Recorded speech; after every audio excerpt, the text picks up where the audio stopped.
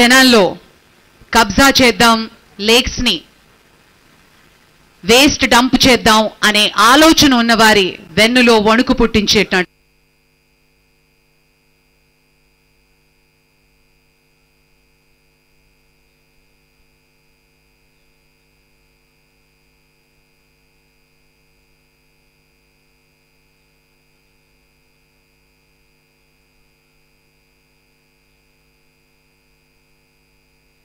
ఎట్లాంటి నరక పరిస్థితులు ఉంటాయో మీరు ఆలోచన చేయండి. అంత నరకంలో బతకాలని ఏ పేదవాడైనా అనుకుంటాడా? ఈరోజు నేను అసెంబ్లీలో అడిగిన ప్రతిపక్షాలు, ఆ మూసీలో నివసిస్తున్న వాళ్ళకి ఏమి ఇద్దామో చెప్పండి. 5 లక్షలు ఇద్దామా, 10 లక్షలు ఇద్దామా, డబుల్ బెడ్రూమ్ ఇల్లు ఇద్దామా, 120 గజాల ప్లాట్ ఇద్దామా, ఇందిరమ్మ ఇల్లు ఇద్దామా? ప్రభుత్వం నుంచి ఒక 10,000 కోట్లు మూసీలో మురికిలో బతుకుతున్న పేదవాళ్ళకు ఒక మంచి జీవితాన్ని నుంచి ఒక మంచి వాళ్ళ పిల్లలకు మంచి పాఠశాలలు ఇచ్చి వాళ్ళకి చదువుకోవడానికి వసతులు ఇచ్చి వాళ్ళకు ఉద్యోగ ఉపాధి అవకాశాలు కల్పిద్దాం, కలిసి రండి అంటే రారు. మీరు అక్కడి నుంచి వాళ్ళని తరలించొద్దంటారు.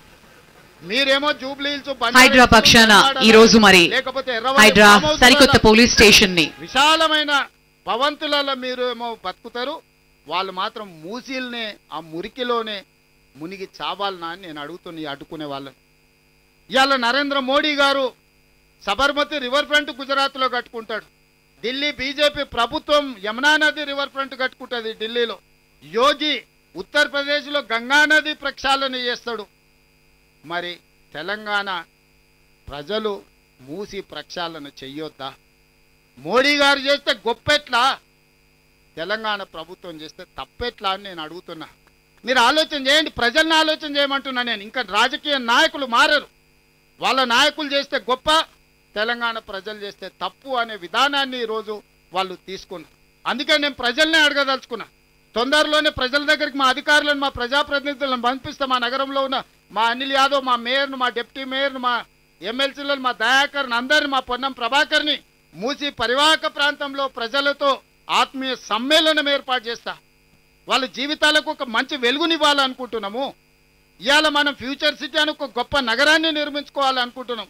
కావాలంటే వాళ్ళందరికీ ఇతర ప్రాంతాల్లో ఇండ్ల పట్టాలు ఇచ్చి వాళ్ళకి ఇండ్లు ఇస్తాము. మూసీలో ఎందుకు ఆ మురికిలో బ్రతకాలి?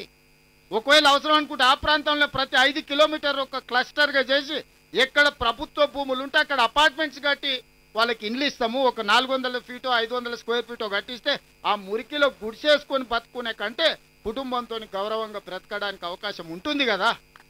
వాళ్ళు వాళ్ళ పిల్లల్ని మంచిగా చదివించుకోవద్దా? వాళ్ళ జీవితాలలో వెలుగు రావద్దా? వాళ్ళు బాగుపడొద్దా? ఏంది కక్ష? నా మీద ఉంటే ఉండొచ్చు, నాతో కొట్లాడుండ్రా. పేదోళ్ళ మీద ఏంది మీ ప్రతాపం? పోయి ఒకరోజు మూసీలో వండుకుంటామన్నారు. ఎవరైనా మూసీలో వండుకున్నారా? వాళ్ళ పార్టీల కార్యకర్తలలో 3వ అంతస్తులో పోయి అపార్ట్మెంట్లలో నిద్రపోయారు. మూసీలో వండుకోండి, మూసీ పక్కన మంచం వేసుకొని పండుకోరి. ఆ చాదరగట్టు బ్రిడ్జ్ పక్కన ఈ నుంచి ఆడికి కనిపిస్తుంది, వరుసగా అట్లా పండుకోరి. అంబర్పేటలో శ్మశాన వాటిక ఉంది మూసీ పక్కనే. ఒక 4-5 రోజులు అక్కడనే ఉండండి, అక్కడనే భోంచేయండి, మీకు తెలుస్తుంది ఆ బాధ ఏందో దుఃఖమేందో. అందుకే ఈ వేదిక మీద నుంచి ఈడున్న వాళ్ళకంటే వింటున్న వాళ్ళందరికీ నేను చెప్పదలుచుకున్న, హైదరాబాద్ నగరాన్ని ఆనాడు నిజామే అంత గొప్పగా ఉస్మాన్ సాగర్, హిమాయత్ సాగర్ కట్టి మూసి ప్రక్షాళన చేసి మూసి పరివాహక ప్రాంతంలో అద్భుతమైన కట్టడాలతోని ఉస్మానియా యూనివర్సిటీ నుంచి మొదలు పెడితే ఉస్మానియా హాస్పిటల్ వరకు, హైకోర్టు వరకు, సిటీ కాలేజ్ వరకు, చార్మినార్ ప్రాంతంలో ఉన్న వ్యాపార సంస్థల్ని వారు మనకు ఒక గొప్ప వారసత్వ సంపదగా ఇచ్చిండు. ఈ వారసత్వ సంపదను కాపాడుకొని నగరాన్ని మనం పునరుద్ధరించుకోవాలి.